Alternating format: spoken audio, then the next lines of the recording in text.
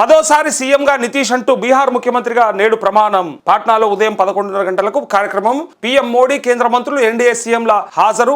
BJP నుంచి 2 deputy సీఎంలు అంటూ పదోసారి సీఎంగా నితీష్ కుమార్ అయినట్టుగా ఈ వార్త వచ్చింది. ఒకసారి ఇందులో ఏముందో ఒకసారి చూద్దాం. ఈ వార్తలో ఇదే 9 సార్లు సీఎంగా బీహార్ ముఖ్యమంత్రిగా నితీష్ కుమార్ పదోసారి ప్రమాణ స్వీకారం చేయబోతున్నారు. తొలిసారి 2000లో ముఖ్యమంత్రిగా ప్రమాణం చేసిన ఆయన బలం లేక 7 రోజులకే రాజీనామా చేయాల్సి వచ్చింది. 2005లో 5 నుంచి 2010లో రెండోసారి, 2010 నుంచి 2014 వరకు మధ్యలో మూడోసారి సీఎంగా బాధ్యతలు చేపట్టారు. లోక్సభ ఎన్నికల్లో తమ పార్టీ పరాభవానికి నైతిక బాధ్యత వహిస్తూ రాజీనామా చేయగా జితన్ రామ్ మాంఝీ సీఎంగా చేశారు. అసెంబ్లీ ఎన్నికల నేపథ్యంలో 2015లో మరోసారి సీఎంగా బాధ్యతలు చేపట్టి మహాగఠబంధన్ ఏర్పాటు చేయగా అది భారీ విజయాన్ని సాధించింది. 2015-17 వరకు గఠబంధన్ నుంచి సీఎంగా 5వ ప్రమాణం చేసి 2 ఏళ్లకే రాజీనామా చేసి బీజేపీలో చేరారు. 2017-2020 కాలానికి ఎన్డీఏ సీఎంగా మరోసారి ప్రమాణం తీసుకున్నారు. 2020లో ఎన్డీఏ విజయం సాధించగా సీఎం బాధ్యతలు చేపట్టి బీజేపీ తన పార్టీ చీలుస్తున్నదని 2022లో కూటమి నుంచి తప్పుకొని రాజీనామా చేశారు. 2022 ఆగస్టు 10వ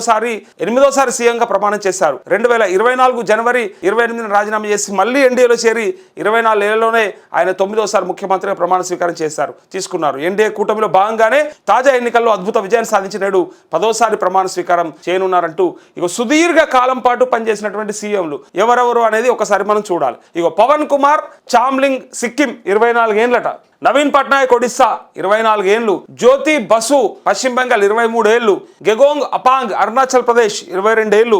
లాల్ ఇస్లావా మిజోరాం 22 ఏళ్లు. వీరభద్ర సింగ్ హిమాచల్ ప్రదేశ్ 21 ఏళ్లు. మానిక్ సర్కార్ త్రిపుర 19 ఏళ్లు.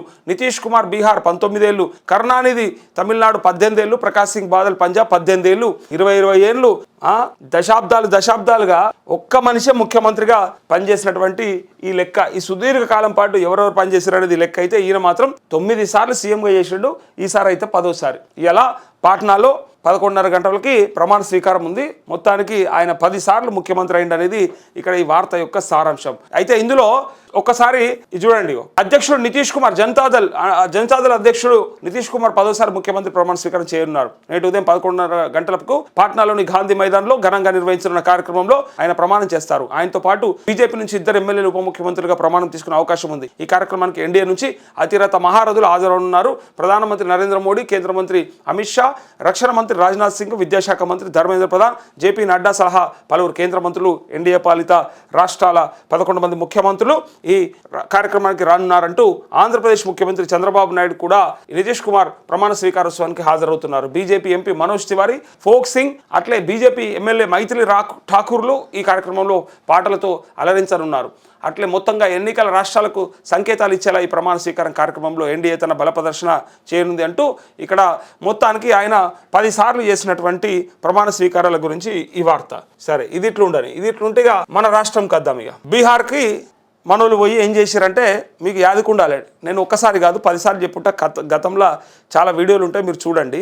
మహారాష్ట్రలో ఏం జరిగిందో, ఢిల్లీలో ఏం జరిగిందో, హర్యానాలో ఏం జరిగిందో పక్కాగా బీహార్లో అదే జరుగుతుంది అని చెప్పింది చెప్పినట్టు. ఎందుకంటే ఇక్కడ నుంచి అక్కడికి వెళ్తే మిమ్మల్ని నమ్మరు అని అన్నాం. అక్కడ వాళ్ళు నమ్మలేదు కానీ జూబ్లీస్ వాళ్ళు నమ్మిరు. చూడు విచిత్రం. ఏదో అంటారు కదా, ఇంత బతుకు ఇంటర్ కదా వచ్చినట్టు బయటంతా ఓడిపోయి వచ్చి ఈడ గెలిచి అంటే రివర్స్ నేను చెప్పేది.